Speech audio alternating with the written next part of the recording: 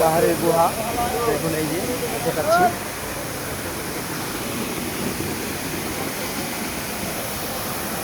এই যে পাহাড়ের গুহা, এখানে পাহাড়ের গুহা, আর এখান থেকে দেখা যাচ্ছে ঝর্ণার ভিউ। দেখেন আসলে ঝর্ণাতে কতটা সুন্দর সেটা আসলে নিজ চোখে না দেখলে বোঝা যাবে। আর ঝর্ণার শব্দটা তো আপনারা পাচ্ছেনই, মনে হয় আমার কথাই বোঝা যাচ্ছে না ঝর্ণার শব্দ।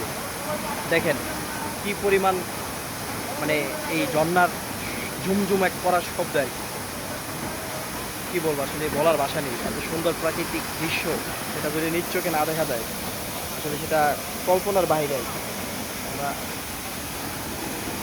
একটু উপর থেকে যদি দেখানোর চেষ্টা করি, দেখেন এটা আসা উচিত, এই ঝর্ণাগুলো দেখতে আসা উচিত। এই দেখেন আমাদের ফ্রেন্ড সার্কেল, বন্ধু বান্ধব, বড় ভাই সবাই মিলে এসেছে, আমি শুধু একাই না। ঝর্ণার শব্দ দেখেন কি সুন্দর দৃশ্য,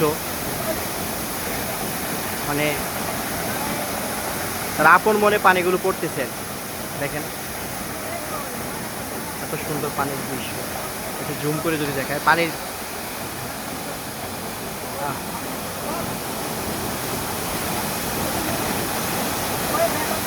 শব্দের মজাটাই আলাদা। তার মধ্যে ঘুরি ঘুরি বৃষ্টি আছে, তাতে আরো দৃশ্যটা সুন্দর দেখা যাচ্ছে। নেচার মানে আমাদের উচিত এই প্রাকৃতিক দৃশ্যগুলো দেখা। সময় থাকতে ঘুরবেন না, অসময়ে ঘুরে তো আর লাভ নেই।